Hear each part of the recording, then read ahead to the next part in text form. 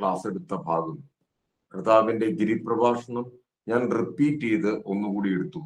കർത്താവിന്റെ ഗിരിപ്രഭാഷണം, ആ ഗിരിപ്രഭാഷണത്തെ ഒന്ന് ജസ്റ്റ് പറഞ്ഞുപോയി. അത് കഴിഞ്ഞിട്ട് പിന്നീട് എടുത്ത ഗിരിപ്രഭാഷണത്തിൽ നിന്നാണ് എൻ്റെ കർത്താവിന്റെ പഠിപ്പിക്കലുകളൊക്കെ പുറപ്പെടുന്നത്. നമുക്ക് തന്ന നോട്ട്സിൽ ഗിരിപ്രഭാഷണത്തിന്റെ പഠനം ഇല്ല. അതുകൊണ്ടാണ് ഗിരിപ്രഭാഷണത്തെ കുറിച്ചിട്ട് ഒരു ഡീറ്റെയിൽഡ് പഠനത്തിനായിട്ട് ഒരു ക്ലാസ് തന്നെ മാറ്റിവെച്ചത്. ഗിരിപ്രഭാഷണം എൻ്റെ കർത്താവിന്റെ പഠിപ്പിക്കലിന്റെ ഏറ്റവും കേന്ദ്ര ബിന്ദുവാണ്. അത് കഴിഞ്ഞിട്ട് അന്നത്തെ ക്ലാസ്സിൽ നമ്മൾ കണ്ടുപോയത് കർത്താവിന്റെ മരണത്തോട് ചേർന്ന് കർത്താവിന്റെ ക്രൂശാണ്. ക്രൂശിൽ നിന്ന് കർത്താവ് പറയുന്ന 7 വാക്കുകൾ,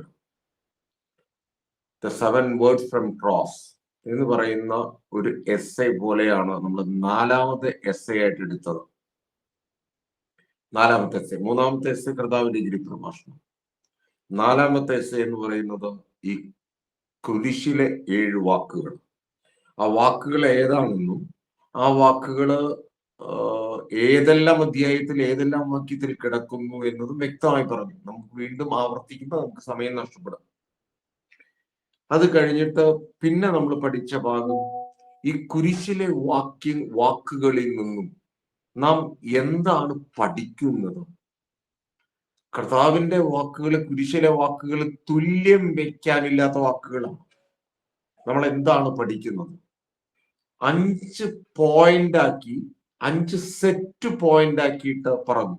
മൊത്തം 10 കാര്യം.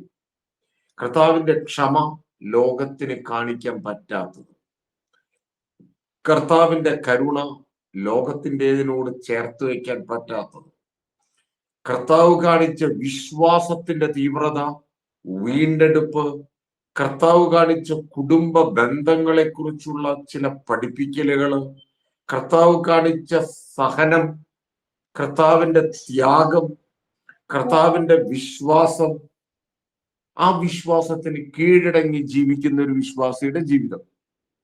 ഇങ്ങനെ ഒത്തിരി വിഷയങ്ങളാണ് ക്രൂശിലെ വാക്കുകളിൽ നിന്നും നാം പഠിക്കുന്നത് എന്ന് കഴിഞ്ഞ ക്ലാസ്സിൽ പഠിച്ചു. അതിന്റെ നോട്ട്സ് ഓൾറെഡി നിങ്ങൾക്ക് പ്രിയ മിനിസിസ്റ്ററിലൂടെ അയച്ചു തന്നിട്ടുണ്ട്. ഇനി നമ്മള് പിന്നെ അന്ന് ക്ലാസ് എടുത്തത് നിങ്ങൾക്ക് PPC അയച്ചു തരുന്ന നോട്ട്സിൽ നിന്ന് അതിന്റെ ആദ്യ ഭാഗമാണ് ക്ലാസ് എടുക്കാൻ തുടങ്ങി. ആ ആദ്യ ഭാഗം ക്ലാസ് എടുത്തതിൽ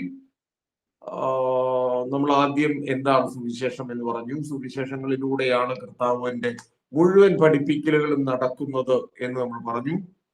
ആയതുകൊണ്ട് നമ്മൾ സുവിശേഷത്തെ കുറിച്ച് കേൾക്കാതെ പോകരുത് എന്ന് പറഞ്ഞ് സുവിശേഷത്തിലേക്ക് കടക്കുകയാണ് ചെയ്തത്. അത് നിങ്ങളുടെ കയ്യിലുള്ള നോട്ട്സിൽ ഓൾറെഡി നിങ്ങൾക്ക് കിട്ടുന്ന നോട്ട്സിൽ, ഒരു ബുക്ക് രൂപത്തിൽ കിട്ടുന്ന നോട്ട്സിൽ നിങ്ങളുടെ കയ്യിലുണ്ട്. നിങ്ങൾ അത് വായിക്കുക. വായിച്ചു വിടുകയല്ല, വായിച്ച് അതിന്റെ റെഫറൻസ് കൂടി നോക്കുക. നിയമക്കളെ, ഇത് ലോകത്തിന്റെ ഒരു എക്സാം എഴുതുന്ന പരിപാടിയല്ല. ഇത് ലോകത്തിന്റെ ഒരു എക്സാമിനേഷൻ നമ്മൾ ഇത്രയൊന്നും പ്രിപ്പയർ ചെയ്യേണ്ട കാര്യമില്ല. ഇത് അതിനേക്കാൾ തീയായ ഒരു സബ്ജക്റ്റാണ്. ലോകത്തിന്റെ എക്സാമിനേഷൻ തൽക്കാലം പാസ്സാകുകയോ അല്ലെങ്കിൽ ജോലി കിട്ടുകയോ അല്ലെങ്കിൽ ഒരു പ്രത്യേക സൊസൈറ്റിയിലെ സ്റ്റാറ്റസ് ഉണ്ടാക്കുകയോ അതിന്റെ അപ്പുറത്തേക്കോ ഒന്നുമില്ല. എന്നാൽ കർത്താവിന്റെ നാമത്തിൽ കർത്താവിന്റെ വചനം പഠിക്കുമ്പോൾ, അവന്റെ ആത്മാവിൽ എഴുതിയ വചനം അവന്റെ ആത്മസഹായത്തോടെ പഠിക്കുമ്പോൾ നമ്മൾ അതിനു വേണ്ടിയിട്ട് ഏറെ ശ്രദ്ധ കൊടുത്തേ മതിയാവും. പലപ്പോഴും കോർഡിനേറ്റർ നമ്മുടെ അവിടെ പറയുന്ന കൂട്ടത്തിൽ എല്ലാ ദിവസത്തെ ക്ലാസ്സിലും റിപ്പീറ്റ് ചെയ്യുന്നത് ശ്രദ്ധിച്ചിട്ടുണ്ട്. നിങ്ങൾ അതിന് വളരെ വില കൊടുക്കണം, വളരെ വില കൊടുക്കണം. അതൊരു വാക്കുകൾക്കപ്പുറമാണത്. കർത്താവിന്റെ നാമത്തിൽ കർത്താവിന്റെ ശക്തിയേറിയ തിരുവചനങ്ങള്, ആയിരങ്ങൾക്ക് അത്ഭുതം ചെയ്യുന്ന, ഇന്നും അത്ഭുതം ചെയ്തുകൊണ്ടിരിക്കുന്ന വചനങ്ങൾ. ആ വചനം ഞാൻ എൻ്റെ അധരത്തിൽ വെക്കുമ്പോൾ അത്ഭുതം നടക്കുന്നു. എൻ്റെ ജീവിതത്തിൽ അത്ഭുതം നടക്കുന്നു. ഞാൻ ആർക്കു വേണ്ടി അപ്രകാരം ഒരു വചനം എൻ്റെ അധരത്തിൽ വെച്ചോ അവരുടെ ജീവിതത്തിൽ അത്ഭുതം നടക്കുന്നു. മാറ്റി പറയാൻ ഒരു വ്യക്തിക്കും പറ്റൂല. അപ്രകാരം ഒരു സബ്ജക്റ്റ്, അപ്രകാരം ഇതിന് തുല്യം വെക്കാൻ ഈ ലോകത്ത് എന്തുണ്ട്? അപ്രകാരം ഒരു സാധനമാണ്, അപ്രകാരം ഒരു സംഭവമാണ് നമ്മൾ പഠിക്കുന്നത്. സംഭവം എന്ന് പറയില്ലേ, അപ്രകാരം ഒരു സംഭവമാണ് എൻ്റെ കർത്താവിന്റെ തിരുവചനത്തെ കുറിച്ചുള്ള ആഴമായ പഠനം. അതിനെ പാഴാക്കി കളയുക, അതിനെ അലക്ഷ്യമാക്കി കളയുക എന്ന് പറയുന്നതിൽ അപകടമുണ്ട് എന്നത് കൂടെ നമുക്ക് ഓർക്കേണ്ടതുണ്ട്. കർത്താവിന് സ്തോത്രം. ഇനി കഴിഞ്ഞ ദിവസത്തെ ക്ലാസ്സിന് ശേഷം ഞാൻ സമയം ആമുഖം പറഞ്ഞ് എനിക്ക് സമയം നഷ്ടമായി കൂടാ. കാരണം ഓരോ നിമിഷവും വിലയുള്ളതാണ്. മറ്റൊരു കഥ പറയാനോ മറ്റൊരു കാര്യം പറയാനോ വേറെ വിശദീകരണം പറയാനോ ഒന്നിനും ഇതിന്റെ ഉള്ളിൽ സമയമില്ലെന്ന് ഓർക്കണം. കർത്താവിന് സ്തോത്രം. ഇനി നമുക്ക് തുടങ്ങാനുള്ളത് അന്ന് ജസ്റ്റ് ഒരു ആമുഖമായിട്ട് ഞാൻ പറഞ്ഞു. 5ാമത്തെ നമ്പർ essay 5. ഈ essay നമ്പർ ഇട്ട് തരുന്നത് എക്സ്ട്രാ നോട്ടാണ്. അത് കുറച്ചല്ല വരിക, ഒത്തിരി വരും. ഇതൊക്കെ ഇങ്ങനെ ബ്രദറെ വരുന്തോറും ഞങ്ങളുടെ ലോഡ് കൂടുകയല്ലേ? ഒരു ലോഡും കൂടില്ല. ഇതെല്ലാം കരത്തിൽ കിട്ടാവുന്ന സമയത്ത് ശേഖരിച്ചിരിക്കണം. ശേഖരിക്കാവുന്ന ഒരു കാലം കർത്താവ് നമുക്ക് തന്നിരിക്കുക. പലരിലൂടെ കർത്താവിന്റെ മാറ്റമില്ലാത്ത സ്വരം നമ്മളിൽ അങ്ങ് നിറച്ചു തരികയാണ്. കർത്താവിന് സ്തോത്രം. അതാ ഞാൻ പറഞ്ഞ എഡീഷണൽ നോട്ട്സിൽ 5ാമത്തെ essay. ആ essayയുടെ ഏറിയ ഭാഗം ഇന്ന് തന്ന പേജ് എടുത്തതിന് ശേഷം വീണ്ടും നിങ്ങൾക്ക് മുന്നമേ തന്ന ആദ്യത്തെ നോട്ട്സിലേക്കും അതിന്റെ കുറച്ച് ഭാഗങ്ങളിലേക്ക് കൂടെ പോകും, അല്ലെങ്കിൽ അത് തീരാതെ വരും.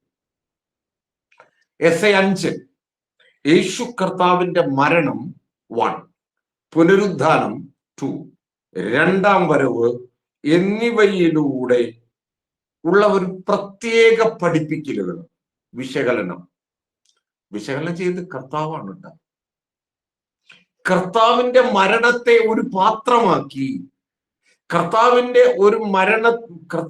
മരണത്തെ ഒരു പാത്രമാക്കി എന്റെയും നിന്റെയും ജീവിതത്തിലേക്ക് വിളമ്പുകയാണ് കർത്താവ് ചെയ്യുന്നത്. പറയുന്നത് മനസ്സിലായിട്ടോ? കർത്താവിന്റെ മരണം വഴി ലോകത്ത് അനേകം നേതാക്കന്മാർ മരിച്ചിട്ടുണ്ട്. ലോകത്ത് അനേകം സാമൂഹ്യ പരിഷ്കർത്താക്കൾ മരിച്ചിട്ടുണ്ട്. ലോകത്ത് അനേകം പ്രമാണിത്വമുള്ളവർ മരിച്ചിട്ടുണ്ട്. അവർക്കൊന്നും ലോകത്തോട് വിളമ്പാൻ ഉള്ളതല്ല എന്റെ കർത്താവിനുണ്ടായിരുന്നത്. അത് തന്നെ കർത്താവിന്റെ സ്പെഷ്യാലിറ്റി. ഓക്കെ, അങ്ങനെയെങ്കിൽ കർത്താവിന്റെ മരണം ചിലത് പഠിപ്പിക്കും. എന്റെ വിഷയം കർത്താവിന്റെ ജീവിതവും കർത്താവിന്റെ ഉപദേശങ്ങൾ അഥവാ പഠിപ്പിക്കലുകൾ. ഇതാണ് എന്നെ ചുമതലപ്പെടുത്തിയ വിഷയം. ആദ്യത്തെ വിഷയം, 2 വിഷയമുണ്ട്, അതിൽ ആദ്യത്തെ ഇതാണ് നമ്മൾ കൈവച്ചിരിക്കുന്നത്. അങ്ങനെയാണ് മുന്നോട്ട് പോകുന്നത്. നിങ്ങൾക്ക് ഒരു സഹായം കൂടെ ഒപ്പം ചെയ്യുന്നുണ്ട്. ഇതിന്റെ റെക്കോർഡിംഗ് ഒപ്പം നടക്കുന്നുണ്ട്. നടക്കുന്നതുകൊണ്ട് റെക്കോർഡ് ചെയ്തത് നിങ്ങൾക്ക് പിന്നെയും റിപ്പീറ്റ് ചെയ്ത് കേൾക്കാം. ദൈവമക്കളെ, അതിന് മൂല്യമുണ്ട്. ഒരു മനുഷ്യന്റെ ശബ്ദത്തിന്റെ വിലയല്ല അതിന്, എന്റെ കർത്താവിന്റെ സ്വരത്തിന്റെ വില. അപ്പോ കർത്താവിന്റെ മരണം ചിലത് നമ്മെ പഠിപ്പിക്കും. ലോകത്തിന്റെ മരണം നമ്മെ കാര്യമായി ഒന്നും പഠിപ്പിക്കുന്നില്ല. ചില നിരാശയാണ് തരിക. അതാണ് ലോകത്തിന്റെ മരണം, ചില വേദന. എന്നാൽ എന്റെ കർത്താവിന്റെ മരണം പഠിപ്പിക്കുന്നത് നിരാശയല്ലെന്ന് നോക്കണം. കർത്താവിന്റെ മരണം പഠിപ്പിക്കുന്ന വിഷയം, അതോടൊപ്പം തന്നെ 2 കർത്താവിന്റെ പുനരുദ്ധാനം. ഞാൻ ഒന്ന് പറഞ്ഞു നോക്കട്ടെ. 2 കർത്താവിന്റെ പുനരുദ്ധാനം. ലോകത്തിൽ മറ്റാരുടെയെങ്കിലും പുനരുദ്ധാനം ലോകത്തിന് പറയാനുണ്ടോ? അറിയില്ല, അന്വേഷിക്കുന്നില്ല. എന്നാൽ എന്റെ യേശു കർത്താവിന് ഒരു പുനരുദ്ധാനമുണ്ട്, ലോകത്തിനില്ലാത്തത്. അത് ഞാൻ പറയുമ്പോൾ വിഷമം തോന്നല്ലേ? അപ്രകാരം ഒരു പുനരുദ്ധാനം എന്റെ യേശുവിനുണ്ട്.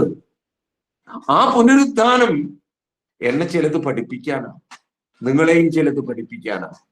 നമ്മെ പഠിപ്പിക്കാൻ പുനരുദ്ധാനം ചെയ്ത കർത്താവ്. ഇതൊന്നും ലോകത്തിന് മനസ്സിലാവുന്ന ഒരു ശബ്ദമേ അല്ലോ. 3, ഇപ്പോഴും തികയാൻ ബാക്കിയുള്ള കർത്താവിന്റെ 2ാമത്തെ വരവ്. അവന്റെ മരണം നടന്നു, അവന്റെ പുനരുദ്ധാനം. കല്ലറകൾക്ക് അവനെ പൂട്ടിവെക്കാനായില്ല, കുരിശിനെ അവനെ പിടിച്ചു വെക്കാനായില്ല.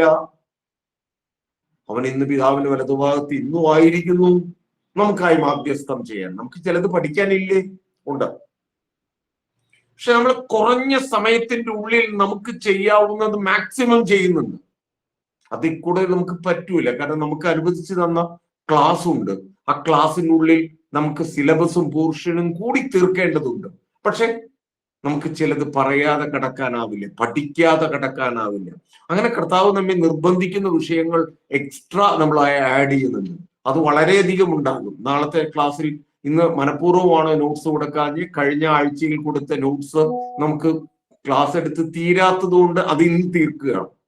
ദെൻ അടുത്ത ക്ലാസ്സിലേക്ക്, 4ാമത്തെ ഞായറാഴ്ച വരുന്ന അടുത്ത ക്ലാസ്സിലേക്ക് മുന്നമേ കോർഡിനേറ്ററിന്റെ കയ്യിലെ, സിസ്റ്ററിന്റെ കയ്യിലെ നോട്ട്സ് കൊടുത്തേൽപ്പിക്കും. നേരത്തെ കൊടുത്തേൽപ്പിക്കും. നിങ്ങളുടെ കയ്യിൽ ആ നോട്ട്സ് എത്തും. കർത്താവിന് സ്തോത്രം. 5ാമത്തെ എസ്സയിൽ ഞാൻ പറഞ്ഞു, ഒന്ന് കർത്താവിന്റെ മരണം പഠിപ്പിക്കുന്ന ചിലത്, കർത്താവിന്റെ പുനരുദ്ധാനം പഠിപ്പിക്കുന്നത്, ഇനിയും സംഭവിക്കാനിരിക്കുന്ന കർത്താവിന്റെ 2ാം വരവ്. 2ാം വരവ് സംഭവിച്ചോ? ഇല്ല. സംഭവിച്ചത് പഠിപ്പിക്കുന്നവരുണ്ട്. 2ാം വരവ്, കർത്താവിന്റെ 2ാം വരവ്. Price the lord, hallelujah. കർത്താവിന്റെ 2ാം വരവിനെ കുറിച്ചിട്ട് പൈശാചികൻ അതിനെ ഇട്ട് ചേറിക്കളിക്കും. അതിന്റെ കാരണം എന്താണെന്ന് മനസ്സിലായില്ലേ? അവന് ഒരിക്കലും ഇഷ്ടപ്പെടാത്തതാണ്. അതുകൊണ്ട് പല പഠിപ്പിക്കലുകൾ വരും. കർത്താവിന്റെ 2ാം വരവ് നടന്നു എന്ന് പഠിപ്പിക്കുന്നവൻ പോലും ഉണ്ടല്ലോ.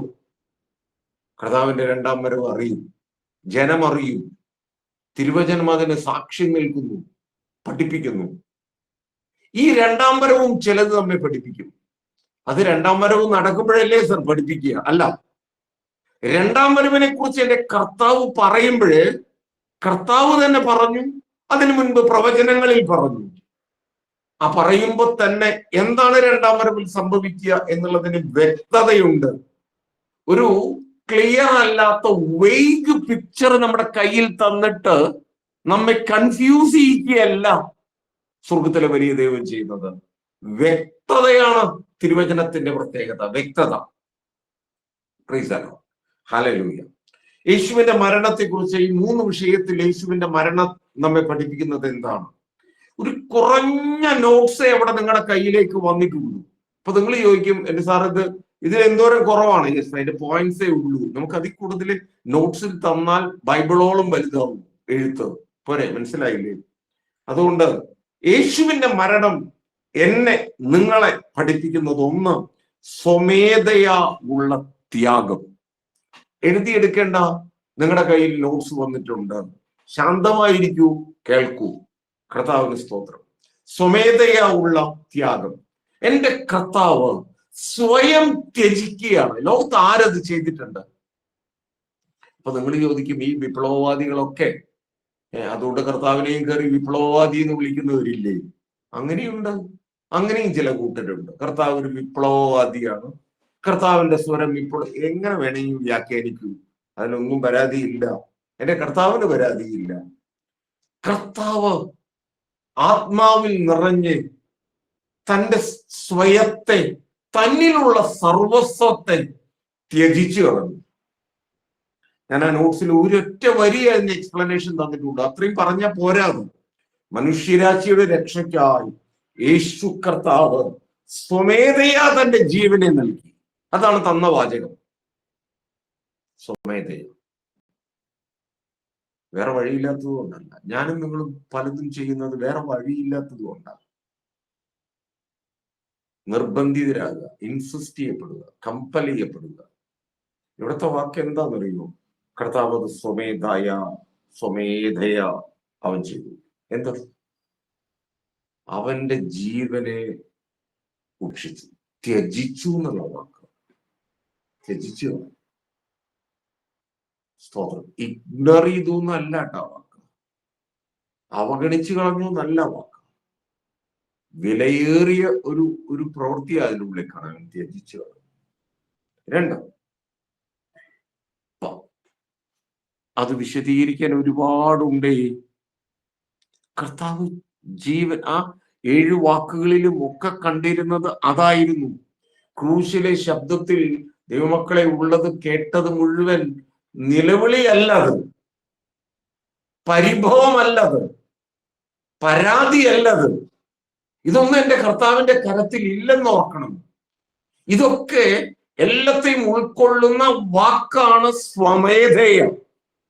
സ്വമേധയ അവനതിന്റെ തന്റെ ജീവനെ നൽകി.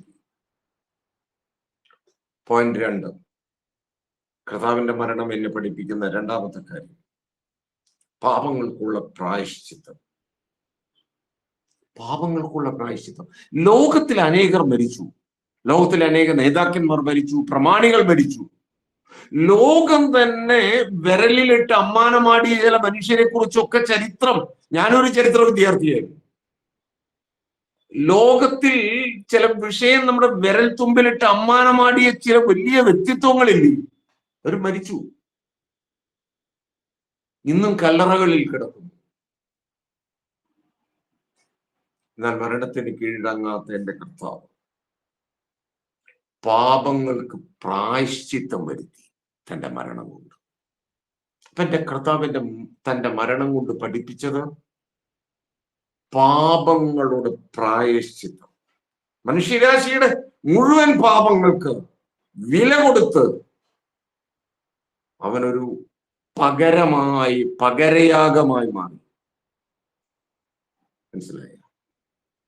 എന്റെ കർത്താവിന്റെ മരണം വഴി ഈ ലോകത്തിന് ചിലത് പകരം കൊടുത്തതാ.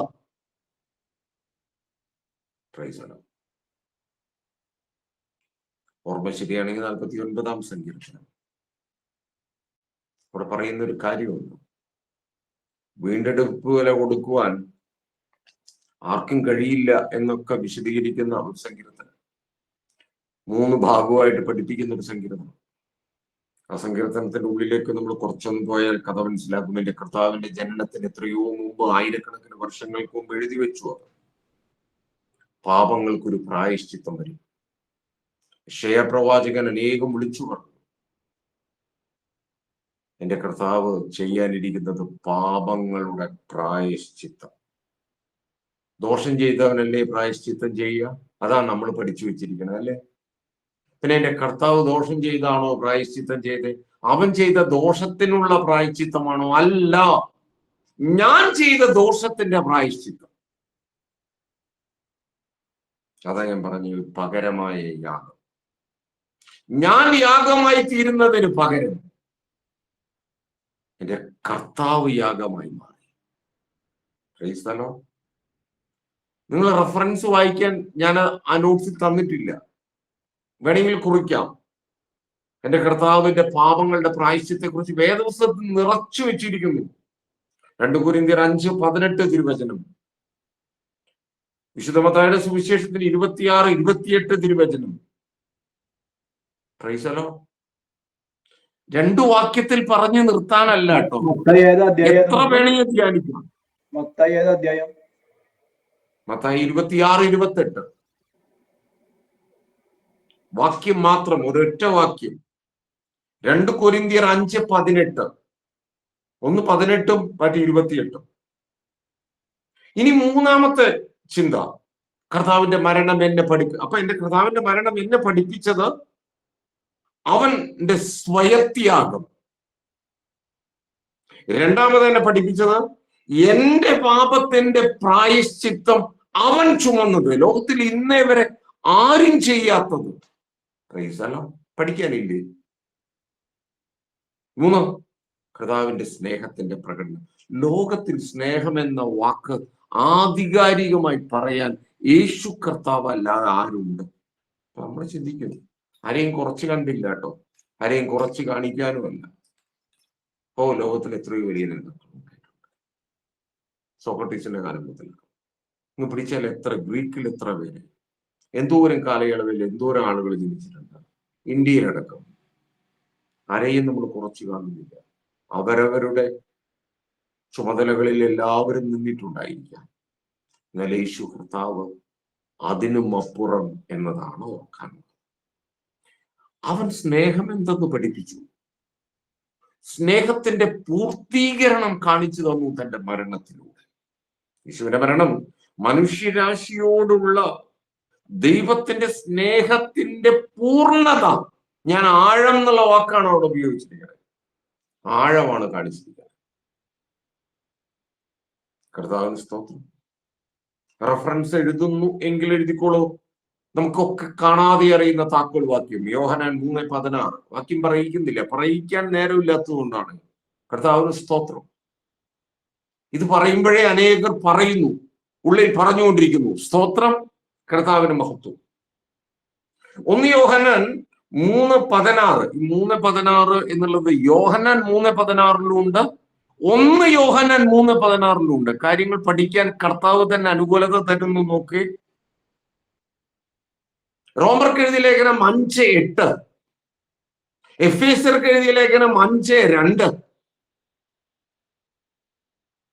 എന്തിന്റെ റെഫറൻസ് ആണെന്ന് മനസ്സിലായോ?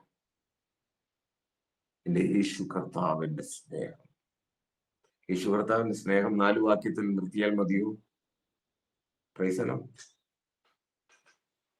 ദൈവമക്കളെ, കർത്താവിന്റെ മരണം കഴിഞ്ഞാൽ കർത്താവ് എന്നെ പഠിപ്പിക്കാൻ വേണ്ടി എടുത്തത്, കർത്താവ് പുറത്തെടുത്ത കർത്താവിന്റെ പദ്ധതിയിൽ 2 പുനരുത്ഥാനം. സകലത്തെയും ഈ മരണം എവിടെ, ജയം, നിന്റെ വിഷമുള്ള എവിടെയെന്ന് ചോദിക്കുന്ന അപ്പോസ്തല സ്വരം, അപ്പോസ്തലനൊക്കെ നേടുന്ന ശക്തി എന്നിലേക്കും നിങ്ങളിലേക്കും പകർന്നു തന്നത് ഒരു മരണത്തിൽ അവസാനിക്കാത്ത പുനരുദ്ധാനത്തിന്റെ ശക്തിയാണ്. പ്രൈസലോ, ഉള്ളിൽ ഒരു സ്തോത്രം പറഞ്ഞേ, ഹല്ലേലൂയ. ശബ്ദമുയരണ്ട, ഹൃദയത്തിൽ പറ, നന്ദിയോട് സ്തോത്രം, എന്റെ കർത്താവിന് മഹത്വം. ലോകത്തിന്റെ വിഷയത്തിൽ ലോകത്തിന്റെ ഒരു സബ്ജക്റ്റ് ഞാൻ നിങ്ങൾ ക്ലാസ് എടുക്കുമ്പോൾ അതിനെ ഈ ഒരു ട്രാക്ക് അല്ല, അത്രയും മനസ്സിലായില്ലേ, ശൈലിയല്ല. ആട്ടെ, എന്റെ യേശു കർത്താവിന്റെ സ്നേഹത്തിന്റെ പ്രകടനം വാക്യം പറഞ്ഞു എന്ന് ഞാൻ ഓർക്കുന്നു. അപ്പോ കർത്താവിന്റെ മരണം വഴി എന്നെ പഠിപ്പിച്ച 3 ചിന്തകൾ, 3 ഉള്ളൂ, അല്ല, അതിനെ ഷോർട്ടാക്കിയിട്ട് 3. പാപങ്ങൾക്ക് പ്രായശ്ചിത്തമായവൻ, സ്വമേധ ഒരു ത്യാഗമായവൻ, സ്നേഹത്തെ പ്രകടിപ്പിച്ചവൻ. കാരണം അത് തുല്യം വെക്കാനില്ല. 2, കർത്താവിന്റെ മരണത്തിൽ കഴിഞ്ഞോ? അല്ല, കർത്താവിന്റെ മരണത്തിൽ തീരാതെ കർത്താവ് പുറത്തു വന്നു. പുനരുദ്ധാനം. ഈ പുനരുദ്ധാനത്തിൽ എന്റെ കർത്താവ് എന്നെ എന്താണ് പഠിപ്പിക്കുന്നത്? ഞാൻ കർത്താവിന്റെ പുനരുദ്ധാനത്തെ കുറിച്ച് മറ്റു ചില വിഷയങ്ങളിലും നിങ്ങളും ഞാനും പഠിക്കും. എനിക്ക് പറയാനുള്ളത്, കർത്താവ് അതിലൊക്കെ എന്തു പഠിപ്പിക്കുന്നു അതാണ്. കർത്താവിന്റെ പുനരുദ്ധാനത്തിൽ കർത്താവ് എന്നെ പഠിപ്പിക്കുന്നത് 1, മരണത്തിന്മേലുള്ള ജയം. ലോകത്തിന് മരണത്തിൽ കഥ തീരുകയാണ്. അവിടെയാണല്ലോ നിരീശ്വരവാദികളെല്ലാം മുട്ടുകുത്തിയത്. അവിടെ സത്യം തിരിച്ചറിയുമ്പോൾ അതിന്റെ അപ്പുറത്തേക്ക് ഒന്നും പറയാനില്ലല്ലോ. കേരളത്തിലെ ഏറ്റവും പ്രഗത്ഭനായ നിരീശ്വരവാദികളിൽ ഏറ്റവും വലിയ നേതാവെന്ന് ഞാൻ പറയും, മനഃപൂർവ്വം പേര് പറയുന്നില്ല. ആ നിരീശ്വരവാദി അടുത്ത കാലത്ത് എഴുതി പ്രസിദ്ധീകരിച്ച പുസ്തകമാണ് മരണം ഒരു വാതിൽ, ഡെത്ത് ഈസ് എ ഡോർ. മരണം ഒരു വാതിൽ. മാതൃഭൂമി ആഴ്ചകളോളം, വർഷങ്ങൾക്ക് മുമ്പ് സൺഡേ പതിപ്പിൽ ഈ പുസ്തകത്തെ കുറിച്ചുള്ള ചർച്ച നടത്തി. പ്രഗത്ഭനായ ഒരു ന്യായാധിപൻ എഴുതിയ പുസ്തകമാണ്. ദൈവമില്ല എന്ന് പറയുകയും പഠിപ്പിക്കുകയും ചെയ്തിരുന്ന ഒരു മനുഷ്യന്റെ ശബ്ദം. മരണം is not an end, but it's a door. അത് ഓപ്പൺ ചെയ്തിരിക്കുന്നു. എന്തിലേക്കോ? ഓപ്പൺ ചെയ്യപ്പെട്ട ഒരു വാതിൽ. അപ്പൊ മരണത്തിൽ അവസാനിക്കൂ? ഇല്ലല്ലല്ല. മരണത്തിൽ നിങ്ങൾ ആ മരണം എന്ന വാതിലിലൂടെ മറ്റൊന്നിലേക്ക് കടക്കും. പോയില്ലേ കഥ? മനസ്സിലായില്ലേ? അവിടുത്തെ നിരീശ്വരവാദം തീർന്നില്ലേ? ഇത് കാലങ്ങൾക്ക് മുമ്പ് എന്റെ കർത്താവ് യുഗങ്ങൾക്ക് മുമ്പ് എഴുതി വെച്ചു. മനസ്സിലായോ? താഴ്ത്തിക്കെട്ടുന്നവനുണ്ടാവും, പരിഹസിക്കുന്നവനുണ്ടാവും, പുച്ഛിക്കുന്നവനുണ്ടാവും. അതങ്ങനെ തന്നെ തുടരട്ടെ. അവനെ നിഷേധിക്കാൻ നമ്മളില്ല. കർത്താവിന് സ്തോത്രം. ഒന്ന്, മരണത്തിന്മേലുള്ള ജയം. നിങ്ങൾക്ക് റെഫറൻസ് എഴുതണമെങ്കിൽ പെട്ടെന്ന് എഴുതൂ. നിങ്ങളുടെ കയ്യിൽ ആ നോട്ട്സ് ഓൾറെഡി കിട്ടിയിട്ടുണ്ടാവും. മരണത്തിന്മേലുള്ള ജയം എന്റെ കർത്താവ് തന്റെ പുനരുദ്ധാനം വഴി പഠിപ്പിച്ച ഒന്നാമത്തെ ചിന്ത. അതിന്റെ റെഫറൻസ് യോഹന്നാൻ 11:25. യോഹന്നാൻ 11:25. 1 കൊരിന്ത്യർ 15:55. 1 Corinthians chapter 15 verses 55. 1 കൊരിന്ത്യൻ 15:55. നിങ്ങൾക്ക് ഈ പഠിക്കുന്നതിന്റെ ഉള്ളിൽ എഴുതാൻ ഒരു പ്രയാസമാകുന്നുവെങ്കിൽ നോട്ട്സിൽ, അടുത്ത ദിവസത്തെ നോട്ട്സിൽ വരുമ്പോൾ, ഇന്ന് തന്നതല്ല, പുതിയ ഭാഗം എടുക്കുമ്പോൾ ഞാൻ അതിന്റെ റെഫറൻസ് മറക്കാതെ കുറിക്കാൻ ശ്രമിക്കാം. കർത്താവിന് സ്തോത്രം. അപ്പൊ കർത്താവിന്റെ പുനരുദ്ധാനം എന്നെ പഠിപ്പിച്ചത് മരണത്തിന്മേലുള്ള വിജയം. 2, കർത്താവിന്റെ പുനരുദ്ധാനം എന്നെ പഠിപ്പിക്കുന്ന രണ്ടാമത്തെ കാര്യം ദൈവത്വത്തിന്റെ സാധൂകരണം. എന്താ ദൈവത്വത്തിന്റെ സാധൂകരണം? അതിലൊരൊറ്റ വാക്കിൽ അത് എക്സ്പ്ലെയിൻ ചെയ്തിട്ടുണ്ട്. ദൈവപുത്രൻ എന്ന നിലയിൽ യേശുവിന് ഒരു ഐഡന്റിറ്റി ഉണ്ട്. കൈസല്ലോ, ലോകത്തിൽ ആർക്കും ഇല്ലാത്ത ഒരു ഐഡന്റിറ്റി. മനസ്സിലായില്ലേ പറഞ്ഞത്? ലോകത്തിൽ ആർക്കുമില്ലാത്ത ഒരു ഐഡന്റിറ്റി യേശുവിനുണ്ട്. അവൻ ദൈവത്തിന്റെ പുത്രൻ. ലോകത്ത് ആർക്കുണ്ട് അത്? ആ ഐഡന്റിറ്റി ഉറപ്പിക്കാൻ വേണ്ടി, മനസ്സിലായില്ലേ, എന്റെ കർത്താവിന്റെ ആ വ്യക്തിത്വം, ദൈവത്തിന്റെ മടിയിലിരുന്നവന്റെ പ്രമോദപുത്രൻ എന്ന് പറയുന്ന ആ ഐഡന്റിറ്റി കർത്താവിന് സ്തോത്രം ഉറപ്പിക്കാൻ, അതാണ് സാധൂകരിക്കാൻ. വാക്ക് കടുപ്പം കൂടിയെങ്കിൽ ക്ഷമിക്കണം. ആ വാക്ക് ഇങ്ങനെയാണ് നോട്ട്സിൽ കൊടുത്തിരിക്കുന്നത്: ദൈവത്വത്തിന്റെ സാധൂകരണം. കർത്താവിന് സ്തോത്രം എന്ന് പറഞ്ഞാൽ ദൈവപുത്രൻ എന്ന നിലയിൽ യേശുവിന്റെ ഐഡന്റിറ്റി ഈ പുനരുദ്ധാനം വഴി ഉറപ്പിക്കുന്നു, സ്ഥിരീകരിക്കുന്നു എന്ന് നോട്ട്സിൽ പറഞ്ഞിട്ടുണ്ടോ? എന്ന് പറഞ്ഞാൽ ഞാനും നിങ്ങളും തിരിച്ചറിയുകയാണ് യേശുവിന്റെ പുനരുദ്ധാനം വഴി ഇവൻ ദൈവത്തിന്റെ പുത്രൻ തന്നെ. മനസ്സിലായില്ലേ? ഇവൻ ദൈവത്തിന്റെ പുത്രൻ തന്നെ. കാരണം അവൻ പുനരുദ്ധാനം ചെയ്തിരിക്കുന്നു, ലോകത്തിൽ ആർക്കും ചെയ്യാനാകാത്തത്. 3, വിശ്വാസികൾക്കുള്ള പ്രത്യാശ. കർത്താവിന് സ്തോത്രം.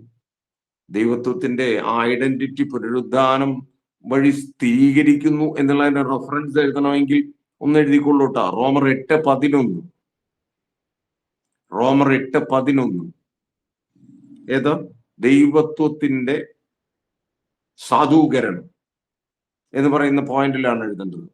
റോമർ 8:11. റോമർ 1:4. സ്തോത്രം. കർത്താവിന്റെ ഡിവൈൻ പവറിനെ കുറിച്ചാണ് റോമർ 8:11 പറയുന്നത്. മനഃപൂർവ്വമാണ് എടുത്തു വായിപ്പിക്കുമ്പോൾ നമ്മുടെ ഒത്തിരി സമയം നമുക്ക് നഷ്ടമാകും. ആ ക്ലാസിന്റെ ഫ്ലോ നമുക്ക് നഷ്ടപ്പെടുകയും ചെയ്യും. അതുകൊണ്ട് നിങ്ങൾ വായിക്കാൻ മറന്നു പോകരുത്. നമുക്ക് പഠിക്കേണ്ടത് നമ്മുടെ ആവശ്യമാണ്. എനിക്ക് വളരെ വിനയത്തോടെ ഒന്നുകൂടെ എൻ്റെ മുന്നിലിരിക്കുന്നവരോട് പറയാനുണ്ട്, ക്ഷമിക്കണം, സമയത്തിന് വിലയുണ്ട്. ഒരു നിമിഷം പോലും പാഴാക്കാനില്ല. അതുകൊണ്ട് സമയം കൃത്യത പാലിക്കണം. ഹല്ലേലൂയ. സഹോദര, തന്ന തിരുവചനം സ്ക്രീനിൽ കണ്ടതിന് സ്തോത്രം. ഹല്ലേലൂയ. നല്ല ഒരു രീതിയാണ്. അദ്ദേഹം വളരെ ശ്രദ്ധിച്ച് അതെല്ലാം ചെയ്തിരുന്നു. കർത്താവിന് സ്തോത്രം. ദെൻ മൂന്നാമത്തെ ചിന്ത, യേശുവിന്റെ പുനരുദ്ധാനം വഴി എന്നെ പഠിപ്പിക്കുന്ന മൂന്നാമത്തെ ചിന്ത, യേശുവിൽ ആ വിശ്വാസികൾക്ക് നൽകുന്ന പ്രത്യാശ. അതെന്താ പ്രത്യാശ? പുനരുദ്ധാനം വിശ്വാസികൾക്ക് ഒരു പ്രത്യാശ നൽകും. എന്താ പ്രത്യാശ? ആ ഹോപ്പ് എന്താന്ന് മനസ്സിലായ? ആ പ്രത്യാശ എന്താന്ന് മനസ്സിലായ? ഞാനും മരിക്കും, നിരാശയ്ക്കല്ല. എന്റെ കർത്താവ് പുനരുദ്ധാനം ചെയ്തിട്ടുണ്ടെങ്കിൽ ഞാനും പുനരുദ്ധാനം ചെയ്യും. മനസ്സിലായോ? എത്ര ആഴമായ പഠിപ്പിക്കലല്ലേ. എനിക്കും ഒരു പുനരുദ്ധാനമുണ്ട്, എന്റെ കർത്താവിനുണ്ടായ പുനരുദ്ധാനം. ഇതിന്റെ പേര് പ്രത്യാശ എന്നല്ലേ? നമുക്ക് പഠിക്കാനില്ലേ? ചിന്തിച്ച്. ഇത് വിശ്വാസികളെ പഠിപ്പിക്കുകയാണ് യേശു കർത്താവിന്റെ പുനരുദ്ധാനം ചെയ്തത്. നിങ്ങൾക്ക് സഹായത്തിനുള്ള വാക്യങ്ങൾ ഹല്ലേലൂയ 1 കൊരിന്ത്യർ 15, 20, 21. 1 കൊരിന്ത്യർ 15, 20, 21. ഇയ്യോബ് 19, 25. സ്തോത്രം. റോമർ 8, 11. ഓർമ്മ വന്നത് പറഞ്ഞു. കർത്താവിന് സ്തോത്രം. ഹല്ലേലൂയ. ദൈവമക്കളെ, യേശുവിന്റെ പുനരുദ്ധാനം എന്നെ പഠിപ്പിക്കുന്ന 3 ചിന്തകൾ. മരണത്തിന്മേലുള്ള യേശു കർത്താവിന്റെ ജയം. യേശു കർത്താവ് ദൈവപുത്രനാണെന്ന ഐഡന്റിറ്റിയെ ഉറപ്പിക്കൽ. 3, അവൻ പുനരുദ്ധാനം ചെയ്തെങ്കിൽ എനിക്കും ഒരു പുനരുദ്ധാനം ഉണ്ട്, ഞാനും മരണത്തിൽ അവസാനിക്കുന്നവനല്ല. അത് വേറെ ഒരു ലെവലിലേക്ക് നമ്മളെ വരുത്തും, ഇല്ലേ? ഇനി കർത്താവ് പഠിപ്പിക്കുന്ന മറ്റൊരു വിഷയം, തന്റെ 2ാം വരവ് വഴി എന്താണ് പഠിപ്പിക്കുന്നത്. 1, തന്റെ മരണം വഴി. 2, തന്റെ പുനരുദ്ധാനം വഴി. 3, തന്റെ 2ാം വരവ് വഴി. 2ാം വരവ് നടന്നില്ല, അപ്പോഴേ ഇനിയും പഠിപ്പിക്കാനുള്ള വിഷയങ്ങൾ തീരൂ. ഇപ്പൊ 2ാം വരവിനെ കുറിച്ചുള്ള പ്രവചനമേ വന്നിട്ടുള്ളൂ. അത് നമ്മളെ എന്തെല്ലാം പഠിപ്പിക്കുന്നു? 1, മഹത്വത്തിലുള്ള തിരിച്ചുവരവ്, ജീവനുള്ളവരെയും മരിച്ചവരെയും വിധിപ്പാൻ യേശു എല്ലാവർക്കും കാണത്തക്ക വിധം മഹത്വത്തിൽ മടങ്ങി വരും. പാട്ടുപാടാറില്ലേ? ഹല്ലേലൂയ. നമ്മളെ മറ്റൊരു ലെവലിലേക്ക് കൊണ്ടുപോകുന്നു എന്ന് തോന്നുന്നില്ലേ? ദൈവമക്കളെ, തിരുവചനത്തിന്റെ മുമ്പിൽ നമ്മളൊരു പ്രത്യേക ഫോമിലാണ് വരിക, അല്ലേ? മഹത്വത്തിലുള്ള എന്റെ കർത്താവിന്റെ തിരിച്ചുവരവ്. ആ മഹത്വത്തിൽ, ആ വാക്ക് തെറ്റല്ലേ? മഹത്വത്തിലുള്ള കർത്താവിന്റെ മഹത്വത്തിലുള്ള കർത്താവിന്റെ തിരിച്ചുവരവ്. എന്തിന്? ദൃശ്യമായ വിധം കാണാം. ഒരു കണ്ണും വിലക്കില്ല. എല്ലാവർക്കും ദൃശ്യമായ വിധം മഹത്വത്തിൽ അവൻ മടങ്ങി വരും. മേഘാരൂഢനായി എന്നൊക്കെ പറഞ്ഞ് നമ്മൾ പാട്ട് പാടാറില്ലേ? വചനം വേണോ? എഴുതൂ. ലൂക്കോസ് 21, ഓർമ്മ ശരിയെങ്കിൽ 27. ലൂക്കോസ് 21, 27. പെട്ടെന്ന് ഓർക്കാൻ മത്തായി 16, 27. രണ്ടും 27. പ്രവർത്തികളുടെ പുസ്തകം 1, 11. എല്ലാം ഒന്നുകളാണ്. 1, 11. ഓർമ്മ നിൽക്കാൻ എളുപ്പമുള്ളത് ആലോചിച്ചു. Price the lord. ഹല്ലേലൂയ. മഹത്വത്തിലുള്ള തിരിച്ചുവരവ്. എന്റെ കർത്താവിന്റെ 2ാം വരവ് എന്നെ പഠിപ്പിക്കുന്ന, നിങ്ങളെ പഠിപ്പിക്കുന്ന 2ാമത്തെ കാര്യം പ്രവചനത്തിന്റെ പൂർത്തീകരണം. പ്രവചനം നിറച്ചു വെച്ചിരിക്കുക വേദപുസ്തകത്തിലെ. ഒരു വലിയ സംഭവത്തിന്റെ വാതിൽ തുറക്കാൻ ഒരു കാഹളം മുഴങ്ങും. അങ്ങനെ ഒരു ദിനമുണ്ട്, എന്റെ കർത്താവിന്റെ വരവ്. സ്തോത്രം. പ്രവചനം പൂർത്തീകരിക്കപ്പെടും. എഴുതി വെച്ച ബൈബിൾ വചനങ്ങളുണ്ടല്ലോ, നിറവേറുമെന്നർത്ഥം. എന്റെ കർത്താവിന്റെ രക്ഷാപദ്ധതി ഉണ്ടല്ലോ, വാക്ക് അർത്ഥം മനസ്സിലായില്ലേ? അത് പൂർത്തിയാകും. Completing the redemption. വാക്യം വേണോ? 1 തെസ്സലോനിക്ക 4:16. Completing the redemption. എന്റെ കർത്താവ് എന്റെ ജീവിതത്തിൽ ഒത്തിരി കാര്യങ്ങൾ ചെയ്യുന്നതിന്റെ പൂർത്തീകരണം സംഭവിക്കും. മത്തായിയുടെ സുവിശേഷം 1 തെസ്സലോനിക്ക 4:16 എഴുതി കാണും. ആ 16 തന്നെ ഓർക്കാൻ മത്തായി 16:27. വിശുദ്ധ മത്തായി 16:27. കൊരിന്ത്യർക്ക് എഴുതിയ ലേഖനം 1 കൊരിന്ത്യർ 15:24. 1 കൊരിന്ത്യർ 15:24.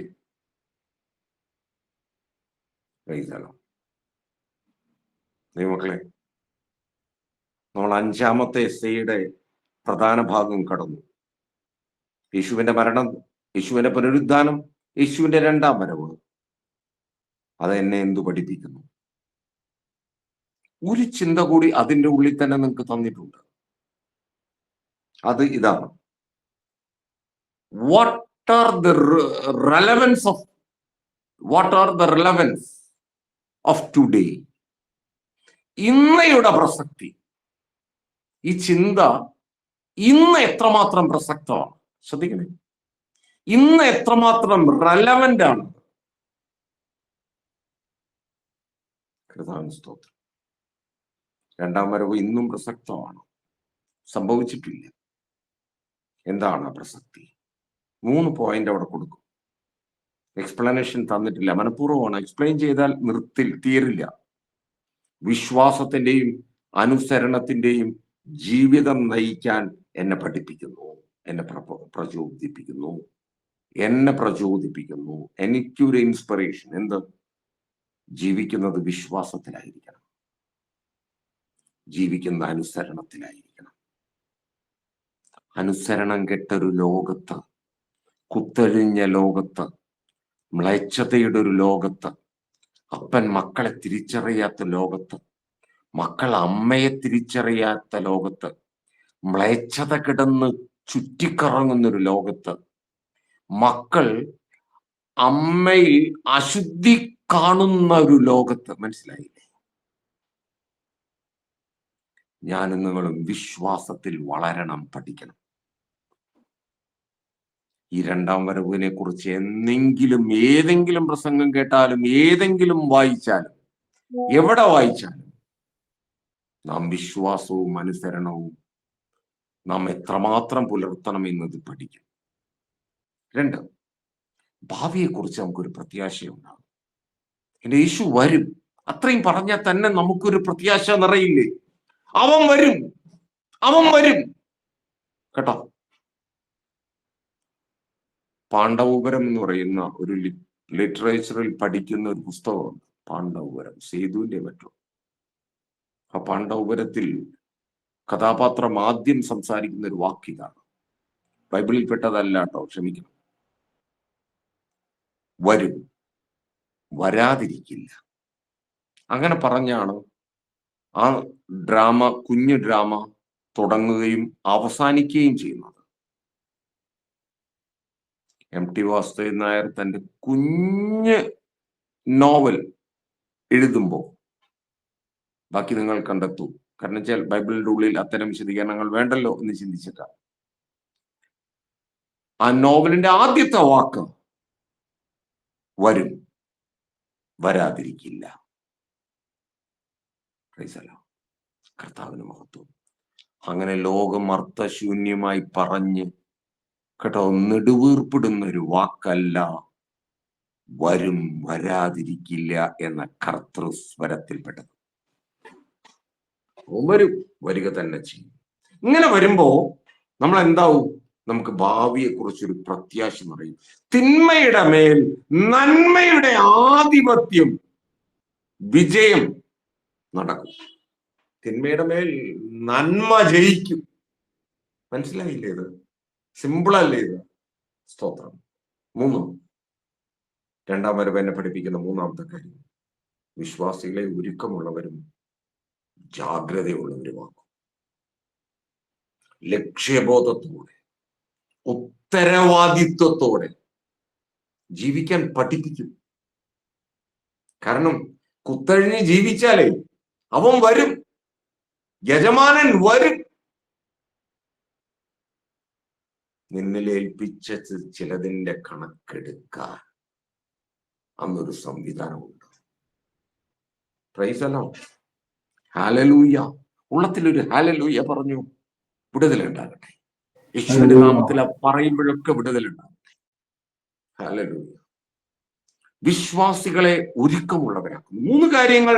അതാണ് ഇന്നത്തെ റെലവൻസ്, ഇന്നത്തെ പ്രസക്തി.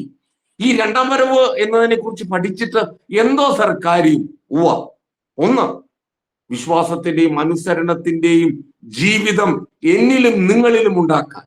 2, നമ്മൾ പിന്നീട് കളിക്കൊന്നുമില്ല. മനസ്സിലായവൻ, ബുദ്ധിയുള്ളവൻ, അവൻ കളിക്കില്ല, അവന് കഥ മനസ്സിലാവും. ഭാവിയെക്കുറിച്ച് ഇതറിയാത്തവനാണ് ഈ തെറ്റിപ്പോകുന്നത്. തിരുവചനമുണ്ടല്ലോ, അറിയാത്തത് കൊണ്ടാണ് ഞങ്ങൾക്ക് തെറ്റുപറ്റുന്നത്. തിരുലിഖിതങ്ങൾ അറിയാത്തത് കൊണ്ടാണ് തെറ്റുപറ്റുന്നത്. 2, ഭാവിയെക്കുറിച്ചുള്ള ഒരു പ്രത്യാശ വരും. തിന്മയുടെ മേൽ നന്മ ജയിക്കും. ഈ തിന്മയും നന്മയും എന്റെ കർത്താവിന്റെ സ്വരത്തോട് ചേർത്ത് പിടിക്കണം കേട്ടോ. അപ്പോഴേ അതിന്റെ അർത്ഥം മനസ്സിലാവുള്ളൂ. ലോകത്തിന്റെ തിന്മയും ലോകത്തിന്റെ നന്മയും അല്ല കേട്ടോ പറഞ്ഞതിന്റെ അർത്ഥം. കർത്താവ് കാണിച്ചു തന്ന നന്മയുടെ മാർഗം ജയമെടുക്കും. 3, വിശ്വാസികൾ ജാഗ്രതയോടെ ഇരിക്കും. കാവൽക്കാരെ രാത്രി എന്തായി? പ്രവചനത്തിലെ വചനങ്ങൾ. പ്രൈസലോ. കാവൽക്കാരനോട് വിളിച്ചു ചോദിക്കുന്ന ഒരു ശബ്ദം സെയീരിൽ നിന്ന് ഉയരുന്നു.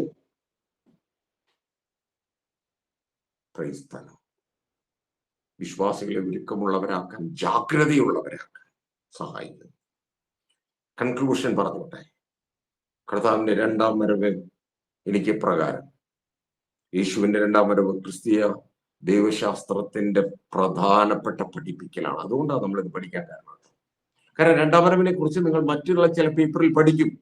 അധ്യാപകർ വളരെ കൃത്യതയോടെ അത് പഠിപ്പിക്കുന്നുണ്ട്. സ്തോത്രം. ഇന്നത്തെ വിശ്വാസികൾക്ക് അത് നൽകുന്ന പ്രത്യാശയുണ്ടല്ലോ, പ്രചോദനമുണ്ടല്ലോ. അതൊക്കെയല്ലേ അതിൽ ചേരുന്ന വാക്ക്. അതിന് പ്രസക്തിയേറെയാണ്. അതുകൊണ്ടാണ് നമ്മൾ ഈ വിഷയം പഠിച്ചത്. ആ എസ് എ കംപ്ലീറ്റ് ആയിട്ടില്ല. എസ് എ അടുത്ത ക്ലാസ്സിൽ വീണ്ടും തുടരും. നന്ദിയോടെ സ്തോത്രം. ജനറൽ എസ് എയിൽ 5-ാമത്തെ എസ് എ അടുത്ത ക്ലാസ്സിൽ വീണ്ടും തുടരും. കാരണം ഇതിന് ഇനി എടുക്കാനുള്ള ഭാഗം എന്ന് പറയുന്നത് കർത്താവിന്റെ മരണം, പുനരുദ്ധാനം, അതിന്റെ നോട്ട്സ് സിസ്റ്ററിനടുത്ത് അടുത്ത ദിവസം തന്നെ എത്തിക്കും. യേശുവിന്റെ മരണം, പുനരുദ്ധാനം, രണ്ടാം വരവ് എന്നിവയെ കുറിച്ചുള്ള ചില അധിക ചിന്തകൾ എന്ന് പറഞ്ഞിട്ടാണ് അത് പഠിക്കുക. അത് എക്സ്ട്രയാണ്, വീണ്ടും എക്സ്ട്രയാണ്. അതായത് ഇത്രയും പറഞ്ഞത് സഹോദര പോരാ എന്ന് നിങ്ങൾക്കും തോന്നുന്നില്ലേ? എനിക്കും തോന്നുന്നുണ്ട്. അങ്ങനെയാണെങ്കിൽ ഇച്ചിരി അഡീഷണൽ ആയിട്ട് സ്വല്പം കൂടെ അതിന്റെ പോയിന്റ്സ് മാത്രമേ ഉണ്ടാവുള്ളൂ. അതിൽ കൂടുതൽ ദൈവമക്കളെ പരീക്ഷ എഴുതാൻ ഇപ്പൊ മണ്ടയിൽ ചിന്തിക്കേണ്ട. അപ്രകാരം ഒരു ചിന്തയല്ല. ജീവിക്കാൻ ഞാനും നിങ്ങളും പഠിക്കുകയാണ്. പഠിപ്പിക്കുന്നത് മനുഷ്യനാണോ?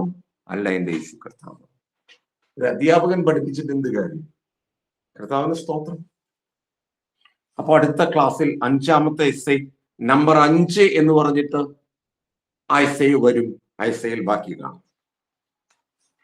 ഇന്ന് ബാക്കിയുള്ള കുറച്ച് സമയം കൂടെ ബാക്കിയുണ്ട്. സമയം ഓടുകയാണ്. ആ കുറച്ച് സമയം ഉള്ളതിൽ നിങ്ങളുടെ കയ്യിൽ ഏൽപ്പിച്ച നോട്ട്സിലേക്ക് ഞാൻ വീണ്ടും തിരിച്ചു പോകും. അല്ലെങ്കിൽ ആ നോട്ട്സ് തീരില്ലല്ലോ. ആ നോട്ട്സിന്റെ തുടക്കം ഇങ്ങനെയായിരുന്നു: സുവിശേഷങ്ങളുടെ പ്രസക്തി. അങ്ങനെയാണോ അവർ ഇൻട്രൊഡക്ഷൻ ആയിട്ട് തുടങ്ങി. 4 സുവിശേഷങ്ങൾ ഞാനത് കഴിഞ്ഞ ദിവസം പറഞ്ഞു. 4 സുവിശേഷങ്ങൾ അതറിയാത്തവരാരും. മത്തായി, മാർക്കോസ്, ലൂക്കോസ്, യോഹന്നാൻ. 4 സുവിശേഷകരുണ്ട്. ഈ 4 സുവിശേഷകരും 4 ചിത്രമാണ് യേശുവിനെ കുറിച്ച് വരച്ചത്. മനസ്സിലായല്ലോ? പറഞ്ഞത് മനസ്സിലായില്ലേ? 4 സുവിശേഷകരും 4 തരത്തിലാണ് യേശുവിനെ കാണിച്ചത്. അതെന്താ അങ്ങനെ? നിങ്ങളുടെ യേശു കർത്താവ് ഇങ്ങനെയാണോ? ഓരോരുത്തർക്കും വ്യക്തതയില്ലാതെ ഓരോരുത്തർക്കും തോന്നിയതുപോലെ പറയുകയാണോ യേശു കർത്താവിനെ കുറിച്ച്? അങ്ങനെ ചോദിക്കില്ല എന്ന് വിചാരിക്കട്ടെ. മത്തായി കണ്ടെത്തിയ ഒരു യേശുവുണ്ട്. ദൈവജനമേ, ഹൃദയത്തിന്റെ കണ്ണുകൾ കണ്ടെത്തിയതാണ്. ആർക്കു വേണ്ടി ആ സുവിശേഷം എഴുതപ്പെട്ടോ അവർക്ക് വേണ്ടി തന്നെ കണ്ടെത്തപ്പെട്ട ഒരു കാഴ്ചപ്പാട്. നമ്മള് കഴിഞ്ഞ ക്ലാസ്സിൽ ഞാൻ എടുക്കുമ്പോൾ പ്രത്യേകിച്ച് പറഞ്ഞു, വിശുദ്ധ മത്തായി യേശുവിനെ കണ്ടത് യഹൂദന്മാരുടെ രാജാവ്. മറന്നില്ലല്ലോ. യുവജനമേ, പാഴാക്കി കളയരുത്. ക്ലാസ് കേട്ടത് കേട്ടെടുത്തിടരുത്. അത് ലോകത്തിന്റെ നമ്മുടെ കോളേജിലും സ്കൂളിലും ഒക്കെ നമ്മൾ ചെയ്യുന്ന രീതി. ഇതല്ല. എൻ്റെ മുന്നിലിരിക്കുന്നത് കുഞ്ഞുമക്കളല്ല. കർത്താവിന്റെ വേല ഒത്തിരി കേമത്വത്തോടെ ചെയ്യുന്ന കർത്താവിന്റെ പോരാളികളാണ് ഇരിക്കുന്നത്. അവരോടുള്ള വാക്കുകള് അതിനൊരു ആത്മശക്തിക്കായിട്ട് എപ്പോഴും പ്രാർത്ഥിക്കാറുണ്ട്. കർത്താവേ, അതിനൊരു ആത്മശക്തി തരണം. ഇത്രയും ശക്തരായവരോട് സംസാരിപ്പാൻ. ആട്ടെ, മത്തായി പഠിപ്പിക്കുന്ന യേശു കർത്താവ് യഹൂദന്മാരുടെ രാജാവാണ്. മാർക്കോസ് പഠിപ്പിക്കുന്ന യേശു കർത്താവ് ക്രിസ്തു കഷ്ടമനുഭവിക്കുന്ന ദാസൻ, ശുശ്രൂഷ ചെയ്യാൻ വന്നവൻ. ലൂക്കോസ് പഠിപ്പിക്കുന്ന യേശുവിനെ കുറിച്ചൊരു ലൂക്കോസിന്റെ ചിന്ത സകല മനുഷ്യരുടെയും രക്ഷകൻ. സകല മനുഷ്യരുടെയും രക്ഷകൻ എന്ന് പറയുമ്പോഴോ യോഹന്നാനും അതിനോട് സമാനമാണല്ലോ പറഞ്ഞ് എന്ന് തെറ്റല്ലേ? ലൂക്കോസ് സംസാരിക്കുന്നത് വലിയവനെയും ചെറിയവനെയും ഒരേ ക്യാൻവസിൽ വരച്ചു.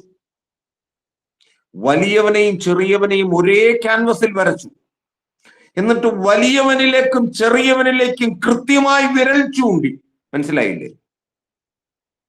ശമര്യനെ പഠിപ്പിച്ചു, ശമര്യക്കാരന്റെ കഥയും പഠിപ്പിച്ചു. എന്താണ് ശമര്യൻ? എന്താണ് അവൻ ആയിരിക്കുന്ന സമൂഹത്തിൽ അവന്റെ താഴ്ന്ന അവസ്ഥ?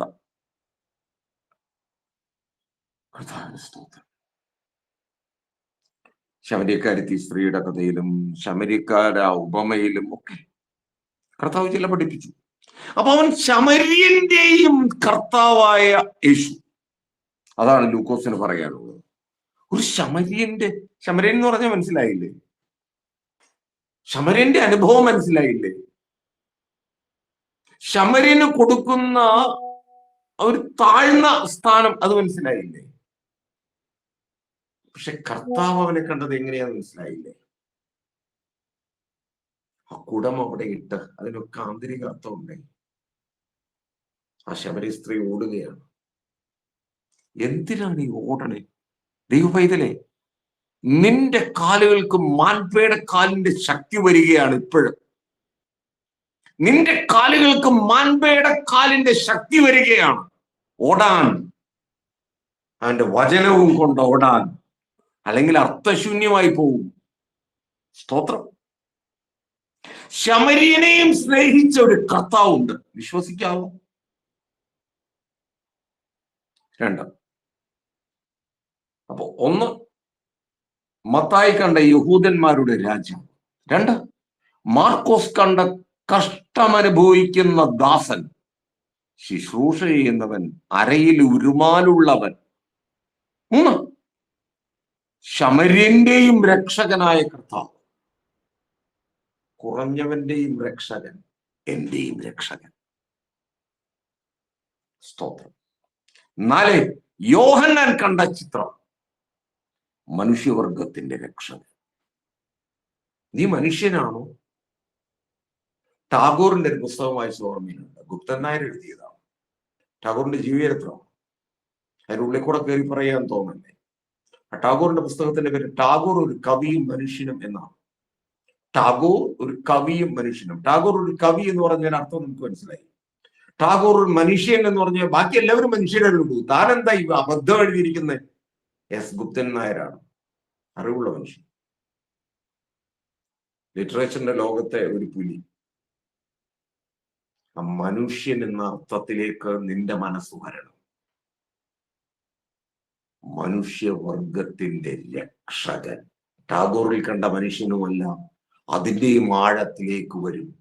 മനുഷ്യവർഗത്തിന്റെ രക്ഷകനായ ദൈവം തന്നെ, അവനായ യേശു.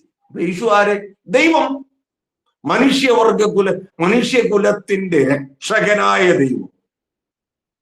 നാലാള് കണ്ട വ്യത്യസ്തത മനസ്സിലായില്ലേ? നാലാള് സുവിശേഷങ്ങളിൽ വരച്ച ചിത്രം മനസ്സിലായില്ലേ? ഒരു പക്ഷെ സുവിശേഷം എടുക്കുന്ന വിഷയത്തിൽ ഇത് പഠിപ്പിക്കണമെന്നില്ല. കാരണം ഇത് പഠിപ്പിക്കലുകളാണ്. സ്തോത്രം. യോഹന്നാനിലേക്ക് ഞാൻ വീണ്ടും വരട്ടെ. യോഹന്നാനിലൂടെ എന്റെ കർത്താവ് പഠിപ്പിക്കുന്ന കാര്യം ഒന്നുകൂടെ പെട്ടെന്ന് എടുത്ത് പറയണം. ഞാനാകുന്നു എന്ന പ്രയോഗം മുഴുവൻ യോഹന്നാനില്ല. ഞാനാകുന്നു, മനസ്സിലായില്ലേ? ഞാനാകുന്നു ജീവന്റെ അപ്പം, ഞാനാകുന്നു ലോകത്തിന്റെ വെളിച്ചം, ഞാനാകുന്നു ആടുകളുടെ വാതിൽ, ഞാനാകുന്നു നല്ല ഇടയൻ, ഞാനാകുന്നു പുനരുദ്ധാനവും ജീവനും, ഞാനാകുന്നു വഴിയും സത്യവും ജീവനും, ഞാനാകുന്നു സാക്ഷാൽ മുന്തിരിവള്ളി. ഹല്ലേലൂയ. നിങ്ങൾക്ക് റെഫറൻസ് വേണമെങ്കിൽ എഴുതൂ. നിങ്ങൾക്ക് PPC അയച്ചു തന്ന ആ പുസ്തകത്തിൽ അതിന്റെ റെഫറൻസ് ഇല്ല.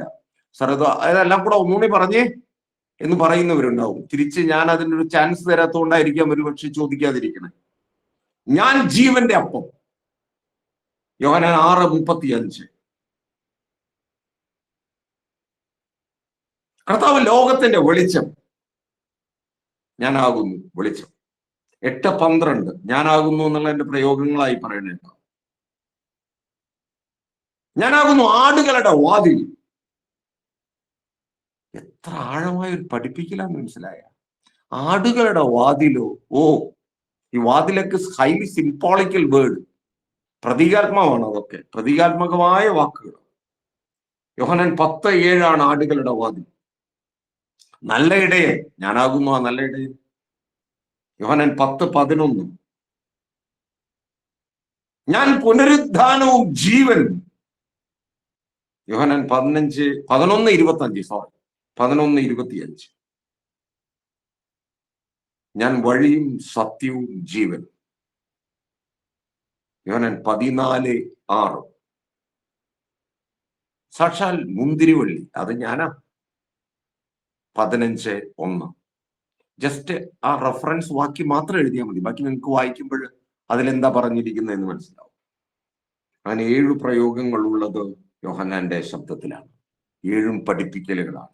ഈ 7 കാര്യവും നേരം ഉണ്ടെങ്കിൽ പഠിപ്പിച്ചെത്തും. നമുക്ക് സമയം കാണാൻ വഴിയില്ല. അതിൻ്റെ ഉള്ളിലേക്കൊക്കെ ഇനിയും ഇറങ്ങിപ്പോകണം. അതാ ഞാൻ പറഞ്ഞ സുവിശേഷങ്ങളിൽ പഠിപ്പിക്കലുകളിലേക്ക് അവർ പോകണമെന്നില്ല, മറ്റുള്ള വിഷയങ്ങൾ കയറണമെന്നില്ല. ചിലപ്പോൾ കയറാം. കർത്താവിന്റെ പദ്ധതിക്കായി സ്തോത്രം. കർത്താവിന്റെ ഈ ക്രമീകരണം കർത്താവിന്റെ കയ്യിലാണല്ലോ.